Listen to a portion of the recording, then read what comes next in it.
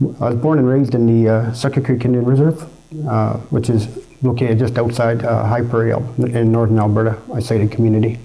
When I graduated high school in 1979, my family relocated to move to get new challenges and get away from that tough environment that I grew up in, being in an isolated poor reserve.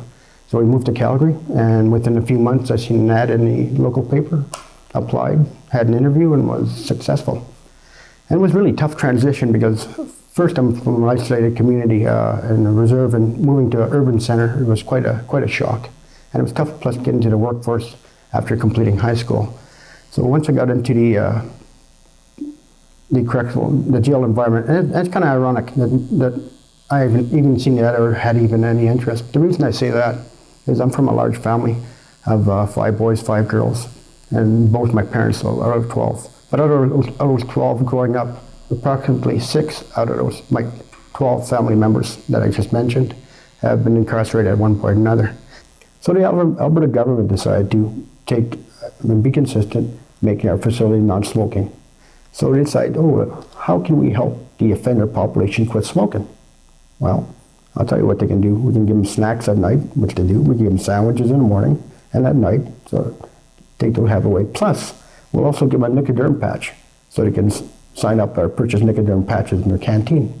Oh, sounds like a great idea, but they forgot they're working. These offenders are in a jail. So what the offenders decided to do is they decided to take apart the Nicoderm patches. They broke it down in saline water. Then they dried it out. They took orange peels, dried out orange peels, Bible paper or what paper was available. They rolled it up and it was a makeshift cigarette. So the offender population was smoking the Nicoderm patches, that combination.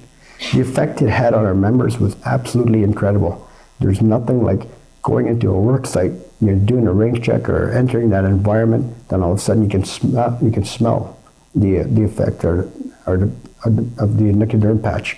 And what it did was it tightened up your throat. It was hard to breathe, migraine headaches, and affect our members. Incredible. When we asked the employer, we asked our sister journal at the time, I said, can you please, you have to take these Nicoderm patches out of the jails because the offenders are misusing them and they're putting our staff at risk. It's affecting the health and safety of our members. And at that point, he still didn't.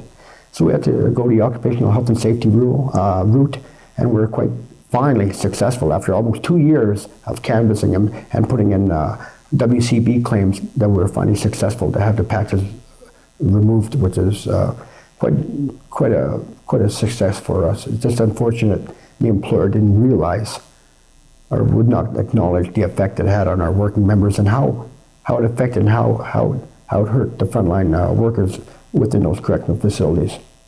There was a study done on the contents of the Nicoderm patch because you kind of mention it and the public has no idea, right?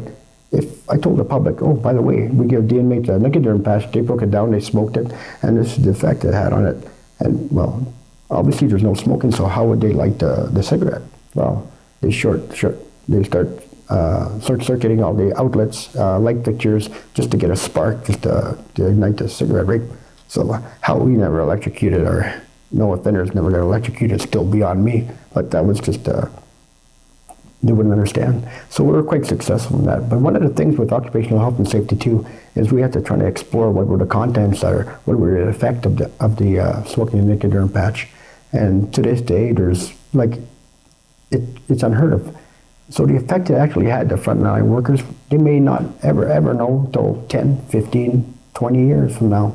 We don't know what type of contaminants could have entered them and put them at risk, and we have no idea. It's like a fireman. All the firemen were successful a few years ago as far as getting a disability pension because of the nature of the work they did. So when they entered those fires, they put themselves at risk. So they're able to canvass and get legislation supporting that. And I'm a firm believer that eventually, hopefully, we can go the same route because our members at that time were put at risk by being exposed to the Nicoderm patch. And that was a 2-year uphill battle, but we were finally successful in having it removed.